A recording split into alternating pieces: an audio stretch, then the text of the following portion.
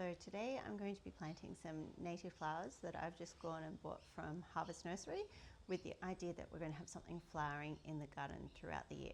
So these 3 different varieties all flower throughout the year. I'm going to start off with some ground coverage. These yellow buttons, had them in the old garden at the front, and every time I walked past them there was something visiting these flowers. So there was bees, butterflies, native bees. The lizards would come and hide in all around the fernery. So they're definitely a favourite, and in my last garden they spread really well. So hopefully with these 2 tube stocks, which we got from Harvest Nursery, I think they were $8, I'll have to check,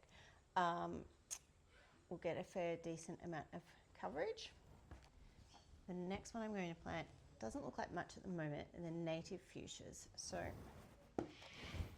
this will get to about 1 meter, 1.5 meters high, and it has a beautiful red bell flower that insects visit all the time. So again, everything that loves pollen, so birds and pollen eating insects. And the final one for today, yes, I am recording, baby girl. How much editing do I have to do with this? Okay, we're not editing today, we're just leaving it in there? Yeah. Okay, cool, why not? And the final one is, this one's called a ground covering. So when I saw it at the nursery with a whole heap of flowers like this, about 1.5 meters high, I was just looking for shrubs, but because it is a ground covering, they call it a ground covering. The scientific name is Amobium alatum, but it's simply the winged everlasting. So these beautiful white flowers go well cut, and they also dry beautifully. So I'm really looking forward to having a lot of these. So I've bought 3 of these. So we'll go down and dig some holes in the flower garden that's had a bit of an adjustment, and hopefully it'll thrive from there, and we'll have lots of beautiful picked flowers as well, and dried flowers, and habitat for all the creatures to come and visit.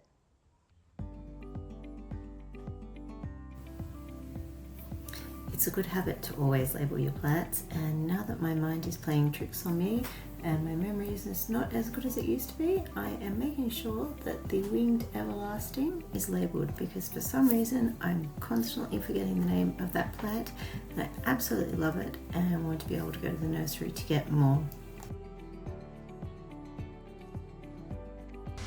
I'm placing these yellow buttons near the edge because we've got some sandstone there and it'll like growing on the rockery.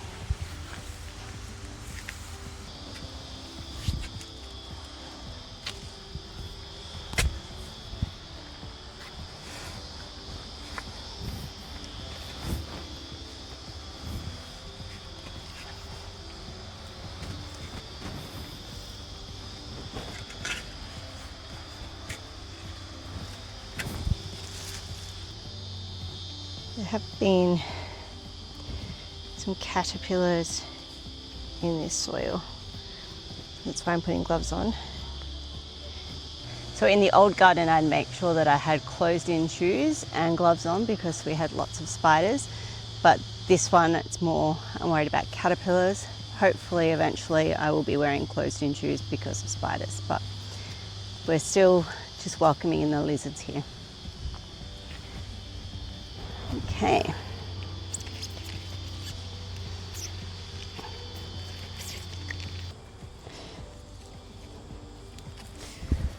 So I'm slowly just adding perennial plants to this garden, or perennial flowering plants to this garden,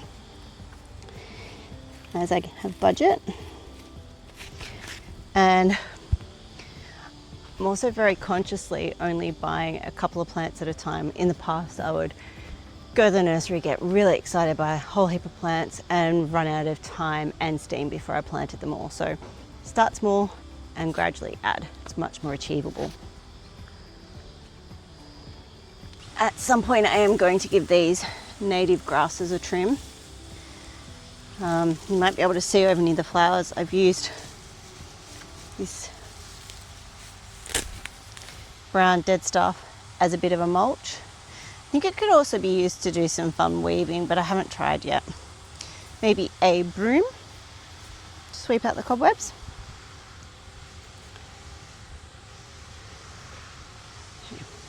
I'm just trying to put these on lines for the drip irrigation watering system.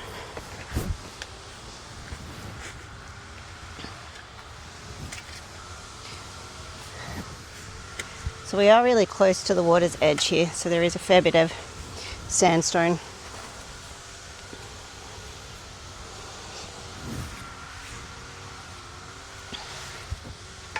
Okay, what do we think? Is that deep enough? Yes.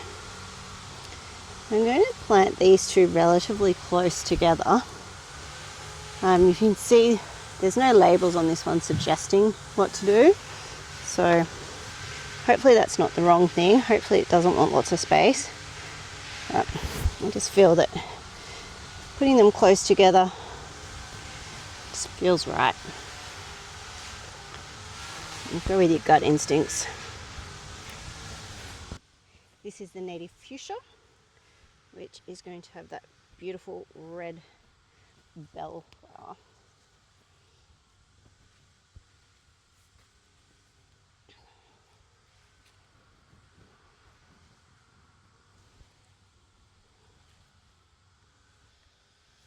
So we'll pop the native fuchsia label in, let's bang it in the middle.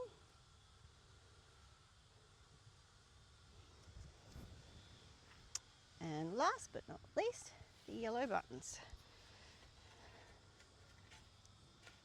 So these yellow buttons I absolutely love. I did try and bring some from the old house, but it was just a busy time moving and I didn't look after them well enough. But the original plants I had were propagated from a lovely neighbour on Waterview Street.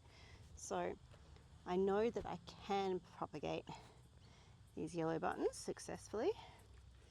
So once these get established here, I will then try and propagate them again, because these are one of my favourites. Just a really happy little plant. So now that they're in, I'm giving them a nice watering.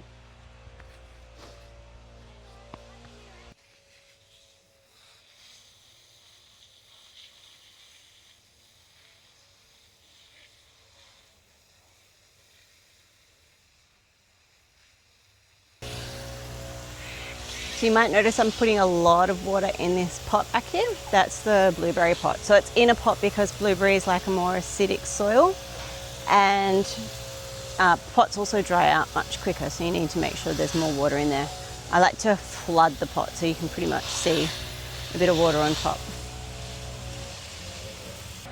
And remember to put the yellow buttons tag in. So that is one job done for today. It doesn't look like much right now, but I'm excited to see what it'll grow into.